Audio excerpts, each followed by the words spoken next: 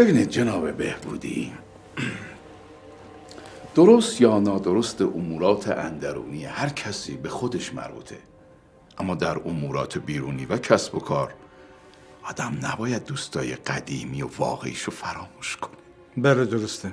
پس بذاری صریح باشم، تو این بازی وسط وجود نداره. وسط که باشی از دو طرف چیر میخوری. یا این بره جو یا اون بره جو. بله منم همینطور فکر میکنم.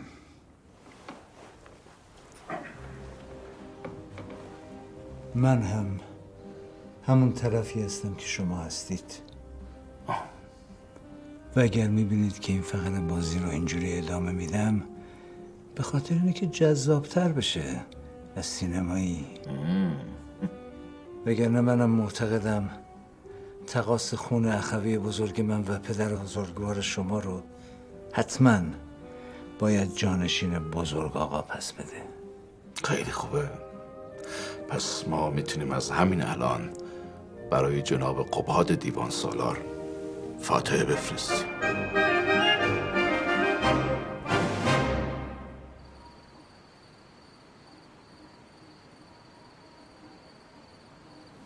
اینو هم بلدی؟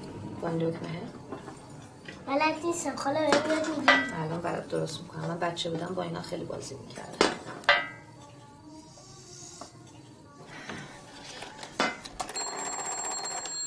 بفهمید پروین خانم، اینم از این. دست شما درد نکنه آقا فرهاد، خیلی ممنون. خواهش میکنم. ممنون سیمی خانم. خواهش میکنم. بفرمایید آقا. این دست درد بفرمایید خانم جون. دست درد نکنه. بفرمایید خانم جون. سیمی چایتو باشم. مادر این روزای مرگ و میر چه رتی شیرینی خریدی؟ حالا این دکتری که تو مریض خونه زیر دستش کار میکنی آدم حسابی هست؟ یکم بد اخلاق راستش، ولی باطن دلسوز و مهربونی داره.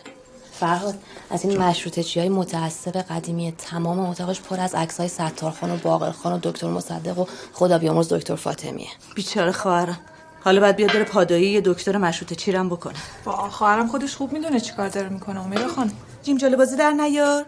تو چه میفهمی؟ صبح تا شب بالا سر این بچه‌م تربیتش از دستم در اومده. چه برسه به اون طفل معصوم کبیر. اسمش امیده. حالا هر چی. بچه‌ای که قراره فقط هفته یه بار مادرش رو ببینه، اونم مادر خسته، مادر پرمشغله، خدا میدونه چی عذاب در میاد با اون بابای.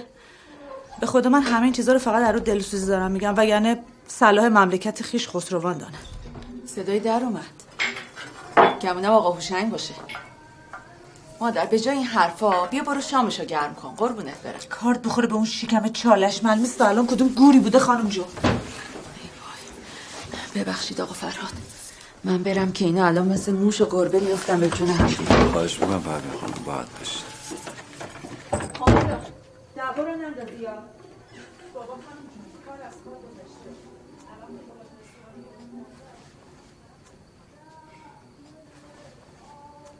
سیمی ساسان جون خاله پاشو بیا بریم. وقت خوابیدنته دیگه. خالتون برام قصه میگه بله بخوابم. معلومه که میگم عزیزم. با اجازهتون آقا فرهاد. شب شما بخیر. از حرفای همیرا ناراحت نشی یا هیچی تو دلش نیست. نه بابا، شاید اگه من جای اون بودم حال روز زمین‌تر از این نبود. چه خوب که تو جای اون نیستی. بله. چه خوب که اسمت فرهاد دماوندیه.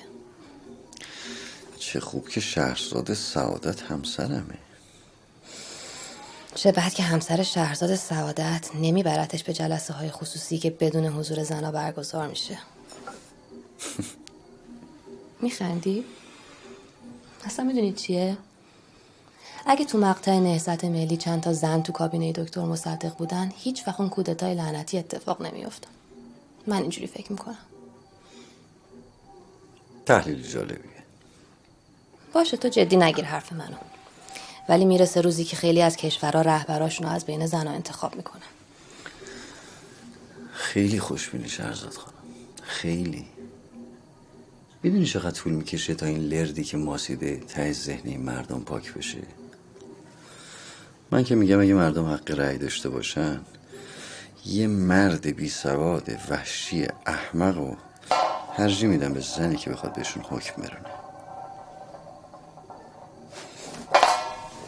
ببینم تو اگه واقعا باور داری تغییری نمیتونه اتفاق بیفته چرا انقدر خودتو با آب آتیش میزنی؟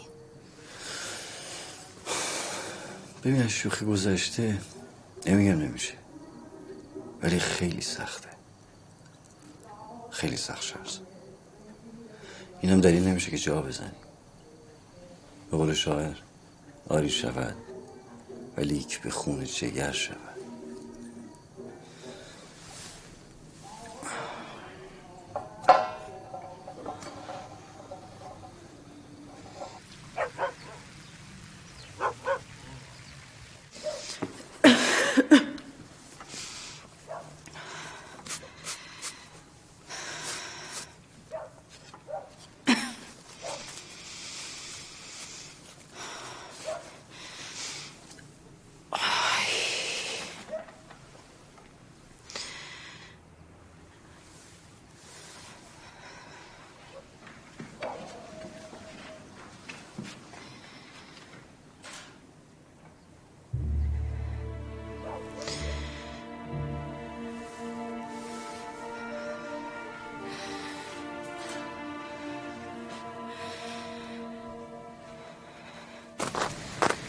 اصلا خانم کجایی شاله؟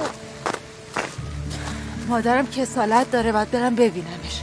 اگه آقا پرسید همینو میگی، اگه نپرسید خودشیری نمیکنی مزخرف بگی. به من چه هستم؟ من چی کارم؟ به من چه هستم؟ من چی کارم؟ معلوم نیست کجا داری میره. الکی میگی میرم خونه ننم. باشه برو آخرش که معلوم میشه. کبیر که به بابات نگی باشه.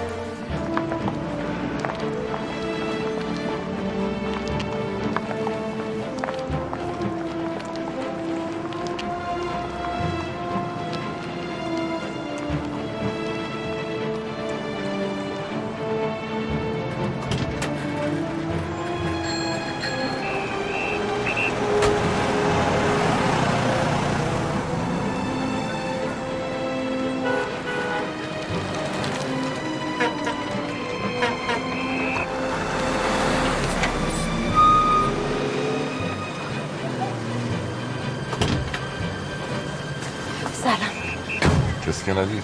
فکر نکنم.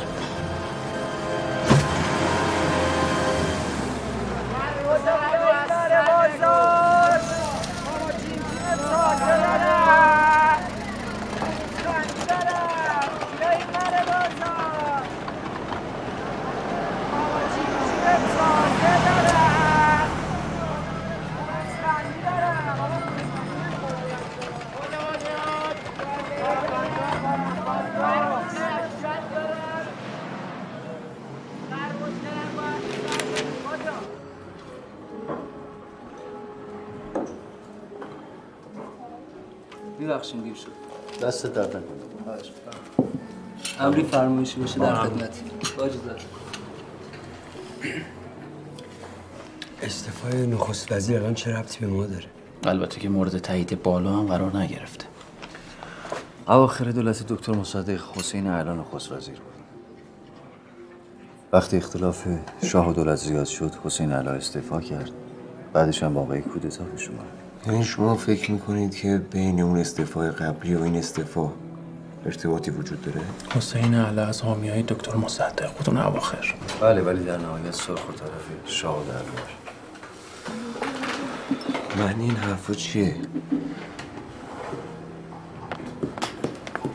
یعنی که دربار این دفعه برای دکتر نقشه‌ای داره که حسین اعلی ازش خبر داره، بعد به حرمت نون و نمک قدیم نمیخواد که تو دوره نخست وزیری خودش اتفاق بیفته. احتمال اینی که میگردن وجود داره؟ ببینید بچه‌ها، این مطلب از دو حالت خارج نیست. یا اینکه تو این 2-3 ماه باقی مونده از پایان حبس دکتر میخوان تو زندان بلای سرش بیارن، یا اینکه پس از پایان دوران حبس اصلا قصد آزادی دکتر رو ندارن. و اگه همه این حدس و گمان درست باشه معنیش اینه که ما باید به فکر طرح نقشه باشیم. سورا، تو قرار بود از طریق شوهر خواهرت که تو بهتری ارتشه یه خبری برام بیاری، چی شد؟ یه چند مورد پاپیچش شدم ولی تفره رفت. من هم ترسیدم اگه زیاد اصرار بکنم مشکوک بشه دیگه نم پس نده. نادر، تو از طریق رفقامون که هنوز با خانواده دکتر ارتباطن پرسجو کن ببین اطلاعات جدیدی به دست میاری یا نه. ماشاءالله. خب بچه خوب گوش کنید. موازی با این فضا ما باید خودمون رو برای عملیات احتمالیمون آماده کنیم. یعنی همون حرف نوبه پیش بنده دیگه. بله. چند تا ماشین احتیاج داریم، یکی دوتا خونه امن و تعدادی اسلحه. خب حسی بخوریم.